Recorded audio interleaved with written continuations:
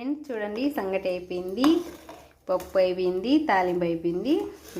మా ఆయనకైతే పెట్టినాను, తింటున్నాడు. వేడివేడిగా సంగటి, పప్పు, అంటకాయ తాలింపు. అప్పుడప్పుడు అంటకాయలు తెచ్చుకొని తాలింపు చేసుకుంటే చాలా టేస్ట్ ఉన్నది ఫ్రెండ్స్.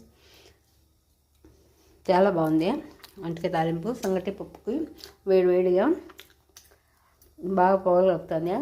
మీరు తిన్నారా ఫ్రెండ్స్? మేమైతే తినాలి. చేను దగ్గర నుంచి వచ్చి చూడండి, ఒక హాఫ్ అన్ అవర్కి తాలింపు చేసి సంగటి చేసేసినాను.